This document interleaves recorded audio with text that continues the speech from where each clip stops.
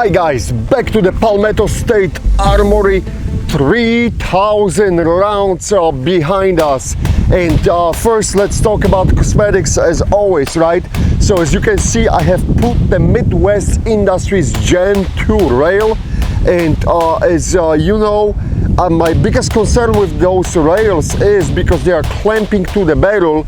What is their impact on the accuracy, and are they really opening up the groups? So with this rifle, we know we can shoot 1.6 MOA, constantly below 2 MOA with regular ammo.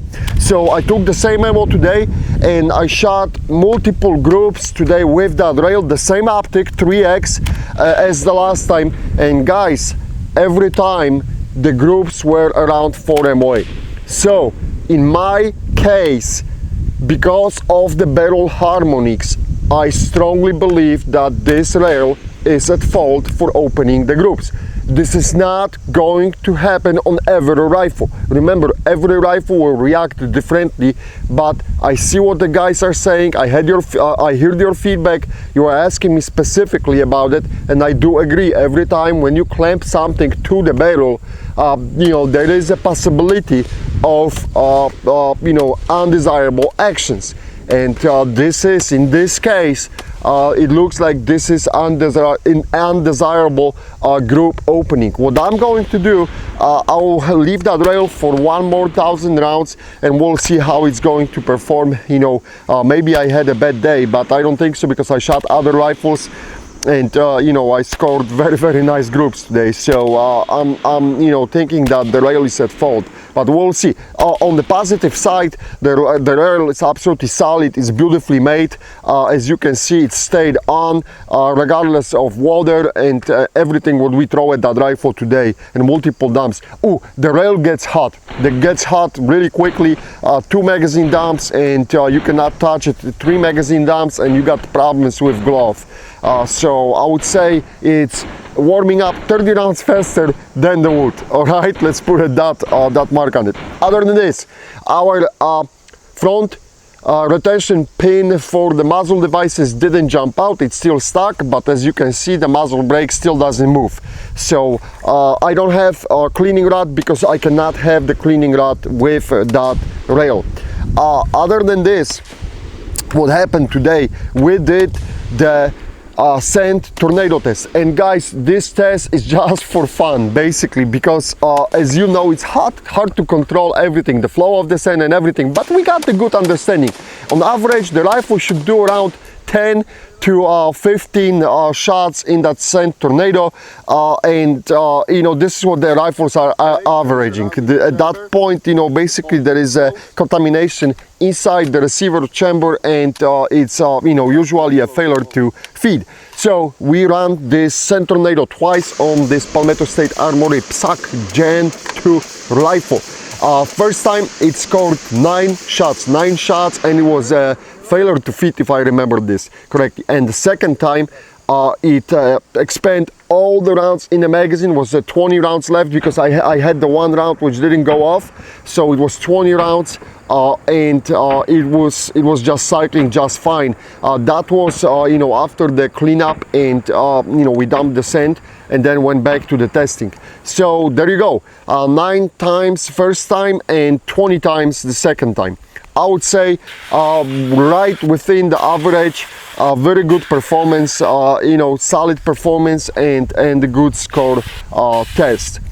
Then we took the rifle to the water, and the creek is just nasty because we had a lot of rain, so that water is coming down from the fields, and then you know that it's not a real creek, it's just the water flowing through from the fields from the rain. And what happened was basically that you know, it's very dirty, but regardless of this, rifle went to the water. I pulled it out and it cycled whatever we had in the magazine. 0 problems. So our rifle did very well on the water test. All right, let me quickly look into the rivets and everything, and everything's looking still fine here. Let me pull out the magazine. There's still some dirt coming off. But rifle was cycling just perfectly fine. And speaking about the magazines, guys, I just want to show you, this is the Magpul Gen 3 magazine. Look how beat up this magazine is. This magazine is with us. I don't even know how many hundreds and hundreds of rounds went through that magazine, how many drops on the concrete that magazine went through, how many times it went to the river, and it's beat up. The feed lips are cracked, you know, they cracked. There is the polymer gone up front, and this magazine is still working just fine. You asking me often about these magazines? Yes, you know, there is a lot of controversy about them, but I'll tell you this, they work, they do fit. And as a matter of fact, that spring is so hard that probably they need some break-in period before you will start using them. But these magazines work, and this one is still functioning, and you can still see them in the rotation for us. But anyhow, enough of the bullshit talk. As always, let's have a look under the hood, what we got inside. Let me remove the dust cover. Recoil spring, nothing on the recoil spring. I really don't suspect anything to see on the recoil spring, because that would be really, you know, bad news for someone. All right, let's have a look. We'll start with the bolt cutter right away. So you remember, guys, we'll be tracking the progress of this, you know, like mark deformation. We will see, and there is a corresponding mark, of course, on the trunnion right here. And hopefully you can see the pictures cycling in the front of your eyes. But this is what's happening, so we'll be tracking this. Other than this, how's the tail looking like? Tail is looking good. Maybe just a little bit deformed. Maybe not very much. Yeah, but you can finally see that there is, you know, like a slight mark on it. So at that point, after 3,000 rounds, it's really nothing, but it's here. I'll take a pictures, you can see it. Other than this, how is the piston looking like? Slight wobble, which is okay, and the piston head, no deformations on the piston head. Imagine that. So this is looking good. Rivet for the piston head is looking good, and nothing wrong with the piston. All right, that was the easy part. Let's see the bolt. All right, let's see the locking locks first on the bolt. They are still nicely smoothed out, nothing happening here, no depressions, no nothing. That's a good thing. How is the firing pin S looking like? It's looking good in the rear of the bolt. There is some, no, that's just dirt. But you know, I'll take a pictures of those marks. Some fucking nasty bug. Okay, get out there. No free food for you. All right, and how are we looking up front here? All right, there is some shavings of the metal over here, and hopefully you can see it clearly on the picture. Okay, and now there is slightly the firing pin got a little bit eat up, guys, at this point. I'll take a picture of it, and you can see it with your own eyes. It will be hard to capture it on the picture because that head is rounded, that tip of the firing pin, but you can clearly see that the one side is flattened right now. All right, the front of the bolt, other than this, is looking good, and the sides, this is looking good too, and this is looking decently too. And that's it pretty much. If you will see anything, you want to see better pictures, please post comments or message me.